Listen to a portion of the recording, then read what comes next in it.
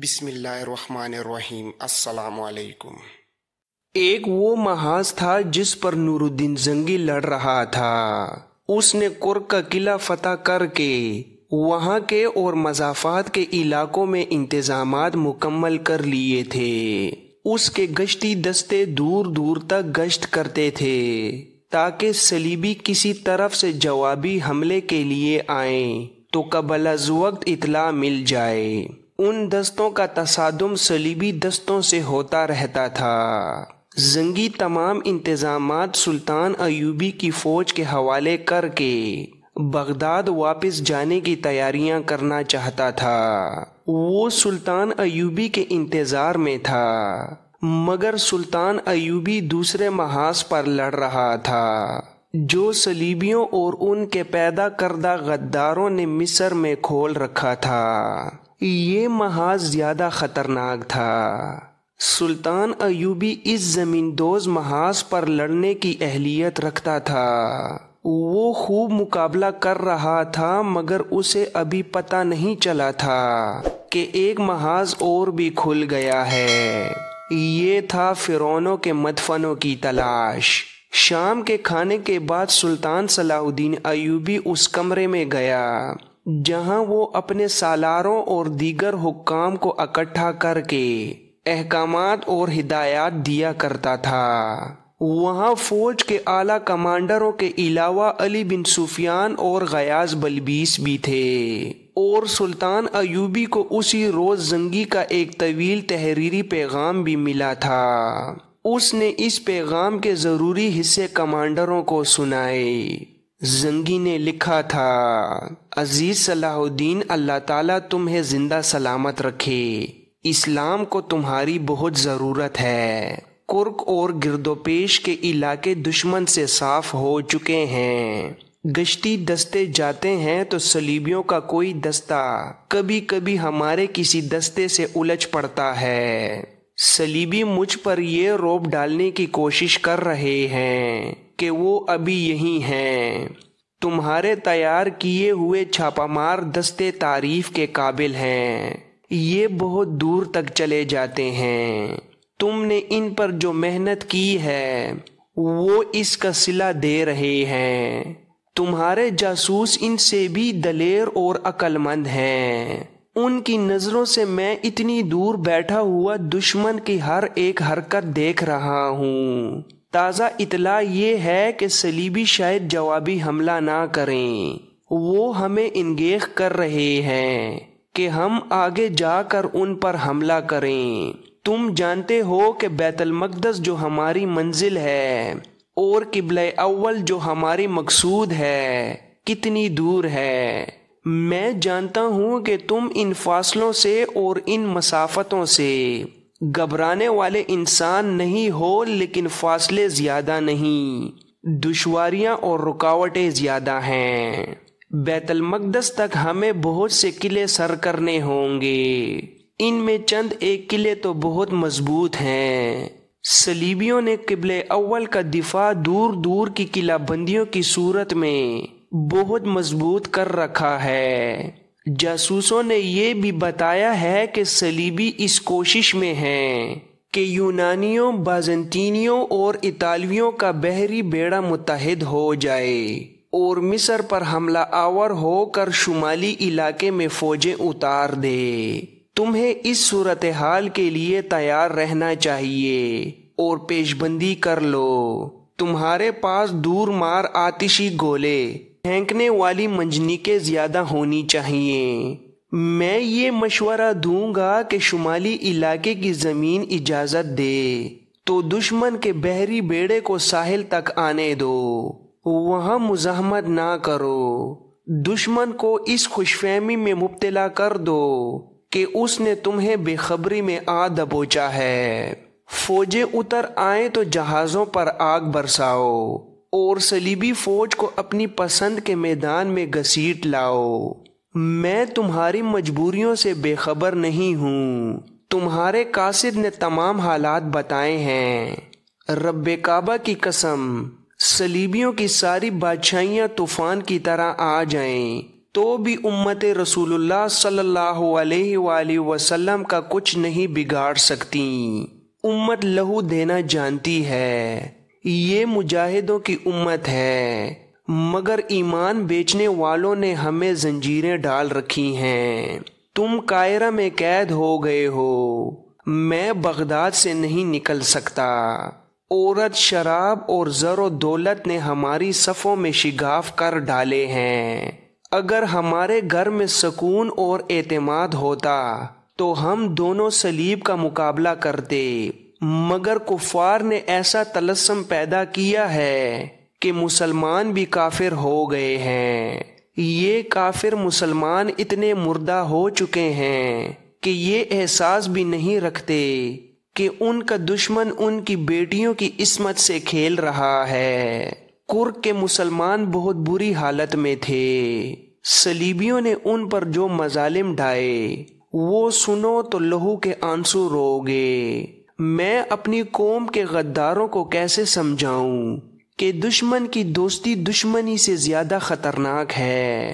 تم نے افسوس کا اظہار کیا ہے کہ تمہارے اپنے بھائی اور اچھے اچھے حاکم اور کماندار تمہارے ہاتھوں قتل ہو رہے ہیں۔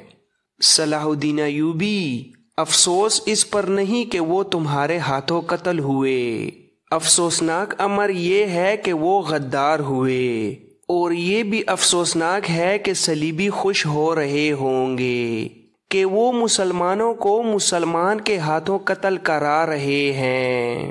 تم غداروں کو بخش نہیں سکتے، غدار کی سزا قتل ہے۔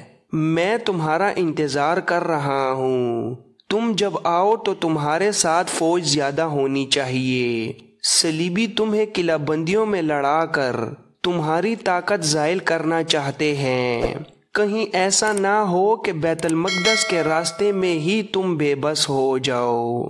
تم جب آؤ تو مصر کے اندرونی حالات کو پوری طرح قابو میں کر کے آنا، سوڈانیوں کی طرف سے چوکنے رہنا۔ مجھے معلوم ہوا ہے کہ تمہارے سامنے کچھ مالی مسائل بھی ہیں، میں تمہاری مدد کرنے کی کوشش کروں گا۔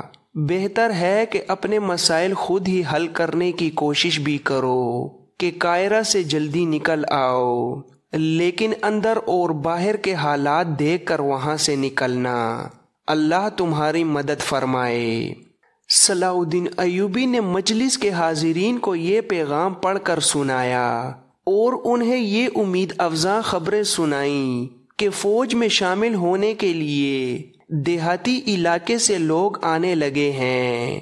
توہم پرستی کی جو مہم دشمن نے شروع کی تھی وہ ختم کر دی گئی ہے، لیکن کہیں کہیں اس کے اثرات باقی ہیں۔ ایک فطور مسجدوں سے بھی اٹھا تھا، اسے بھی دبا لیا گیا ہے۔ 3-4 اماموں نے انہی توہمات کو جو صلیبیوں نے ہمارے مذہب میں شامل کرنے کی کوشش کی تھی لوگوں کے ذہنوں میں ڈالنا شروع کر دیا تھا۔ انہوں نے اپنے آپ کو خدا کا ایلیچی بنا لیا تھا۔ ہمارے سامنے ایسے لوگ آئے ہیں جو کسی مصیبت کے وقت براہ راست اللہ سے دعا مانگنے کی بجائے اماموں کو نذرانے دیتے رہے کہ وہ ان کے لیے دعا کریں۔ یہ وہم پھیلا دیا گیا تھا کہ عام آدمی اللہ سے کچھ نہیں مانگ سکتا، نہ اللہ ان کی سنتا ہے۔ سلطان ایوبی نے کہا، میں نے ان اماموں کو مسجدوں سے نکال دیا ہے اور مسجدیں ایسے اماموں کے حوالے کر دی ہیں جن کے نظریات اور عقیدے قرآن کے عین مطابق ہیں۔ وہ اب لوگوں کو یہ سبق دے رہے ہیں کہ مسلمان کا اللہ عالم اور بے علم کے لیے، امیر اور غریب کے لیے، حاکم اور رعایا کے لیے ایک جیسا ہے۔ وہ ہر کسی کی دعا سنتا ہے، اچھے عمل کی جزا اور برے عمل کی سزا دیتا ہے۔ میں اپنی قوم میں یہی قوت اور یہی جذبہ پیدا کرنے کی کوشش کر رہا ہوں کہ وہ اپنے آپ کو اور خدا کو سمجھنے کی کوشش کریں۔ میرے دوستو، تم نے دیکھ لیا ہے کہ تمہارا دشمن صرف میدان جنگ میں نہیں لڑ رہا، وہ تمہارے دلوں میں نئے عقیدے ڈال رہا ہے۔ یہودی اس مہم میں پیش ہیں۔ یہودی اب کبھی تمہارے آمنے سامنے آ کر نہیں لڑے گا۔ وہ تمہارے ایمان کو کمزور کرنے کی کوشش کر رہا ہے۔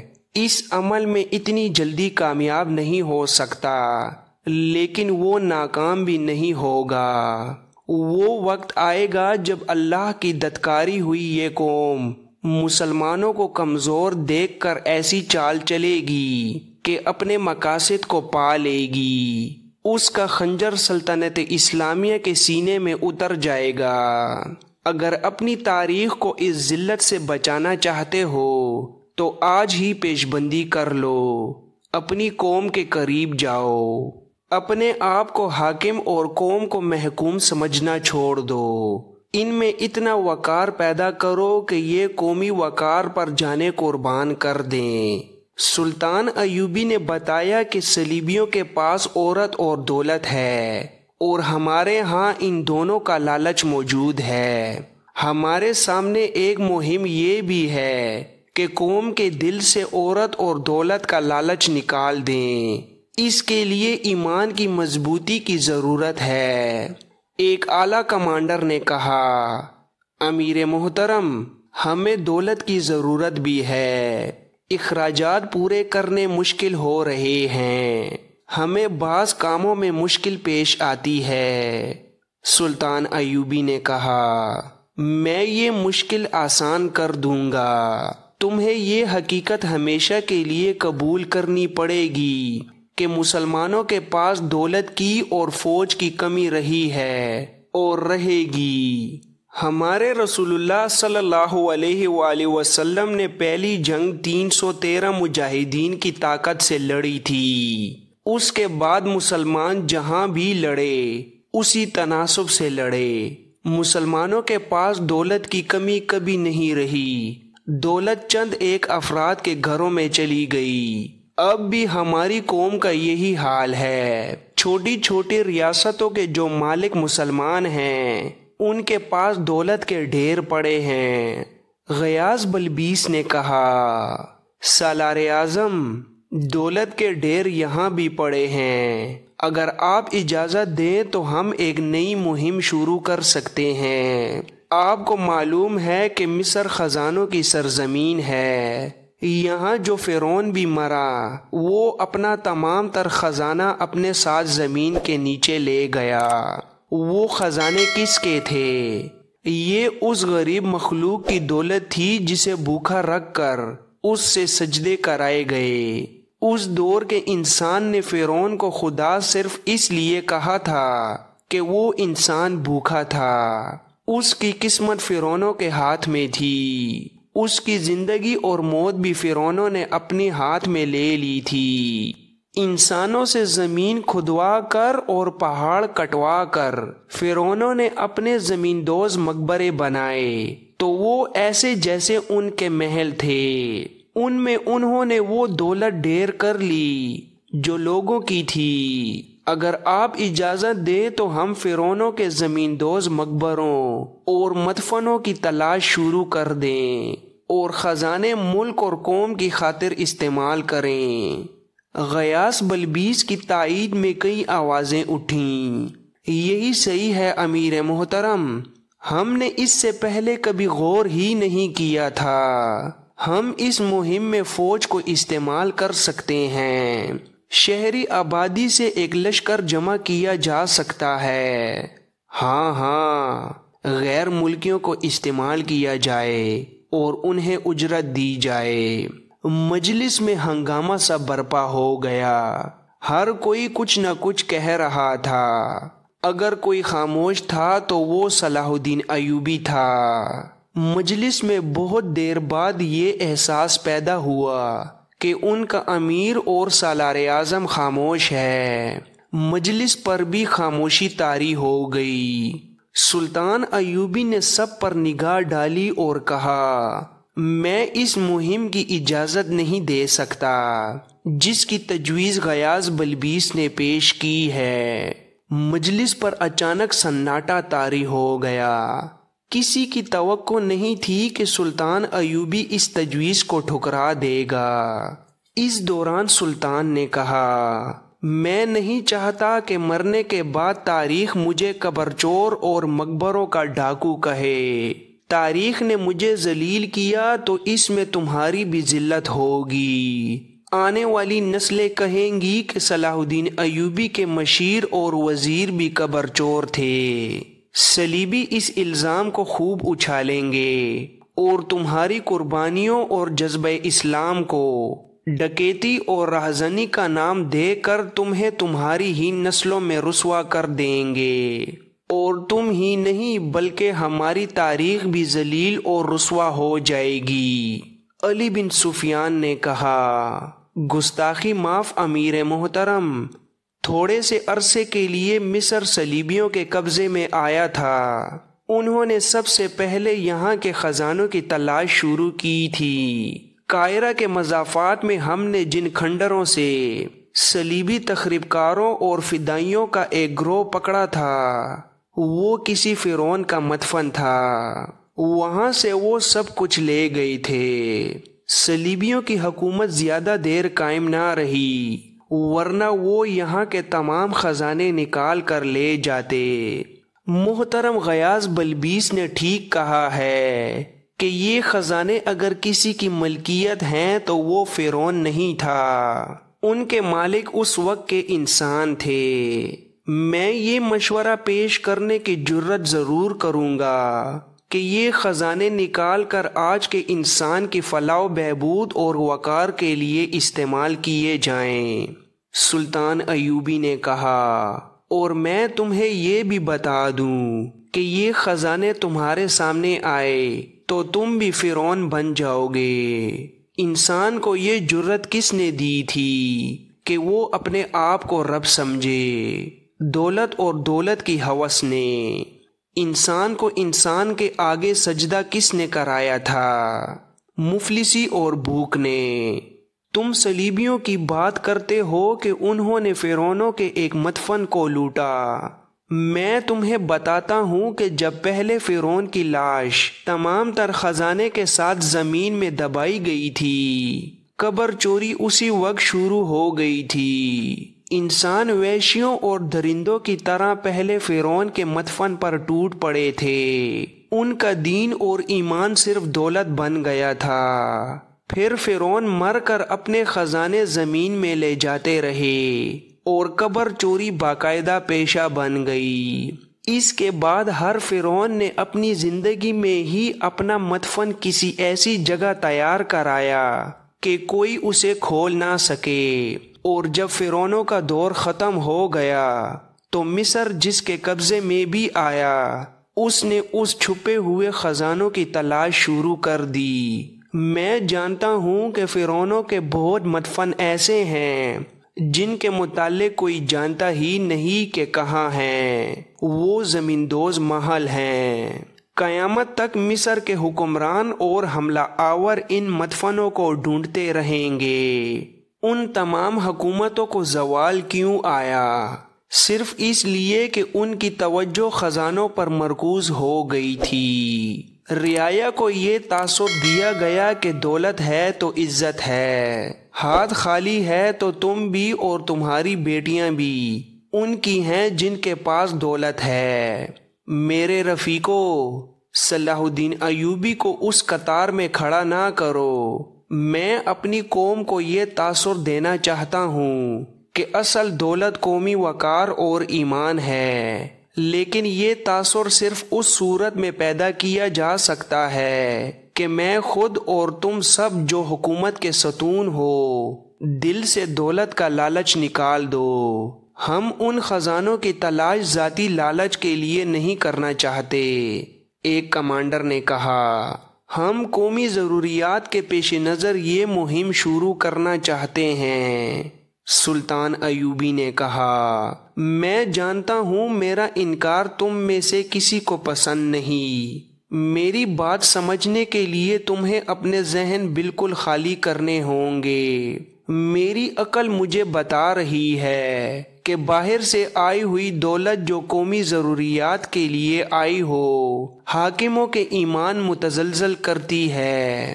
یہ دولت کی لعنت ہے۔ اگر میرے پاس گھوڑا خریدنے کے لیے رقم نہیں ہوگی تو میں فوج کے ساتھ پیدل بیت المقدس جاؤں گا۔ گھوڑا خریدنے کے لیے مردوں کے کفن اتار کر نہیں بیچوں گا۔ میرا مقصد بیت المقدس کو صلیبیوں سے آزاد کرانا ہے۔ گھوڑا خریدنے کے لیے رقم کا حصول میرا مقصد نہیں۔ تم جب خزانوں کی تلاش کرنے لگو گے تو قوم میں ایسے لوگ موجود ہیں جو اپنے طور پر چوری چھپے مقبروں کو اکھاڑنے لگیں گے۔ مصر میں ایسا ہوتا آیا ہے، اور جب یہ خزانے تمہارے سامنے آئیں گے تو تم ایک دوسرے کے آگے دشمن نہ ہوئے تو ایک دوسرے کو شک کی نگاہوں سے ضرور دیکھو گے۔ جہاں خزانے آ جاتے ہیں وہاں انسانی محبت ختم ہو جاتی ہے، حقوق العباد کا جذبہ ختم ہو جاتا ہے۔ ان زر و جواہرات نے انسان کو خدا بنایا تھا۔ وہ عذاب کہاں ہیں؟ آسمانوں پر نہیں، زمین کے نیچے ہیں۔ میرے رفیقو، میں ایک نئے جرم کی بنیاد نہیں ڈالنا چاہتا۔ ان خزانوں سے بچو۔ یہ خزانوں کے لالچ کا ہی کرشمہ ہے کہ تمہاری صفوں میں غدار بھی موجود ہیں۔ تم 2 غداروں کو قتل کرتے ہو تو 4 اور پیدا ہو جاتے ہیں۔ اپنی تقدیر اپنی تدبیر سے بناؤ۔ تم مسلمان ہو، اپنی قسمت کفار کے ہاتھوں میں نہ دو، ورنہ سب غدار ہو جاؤ گے۔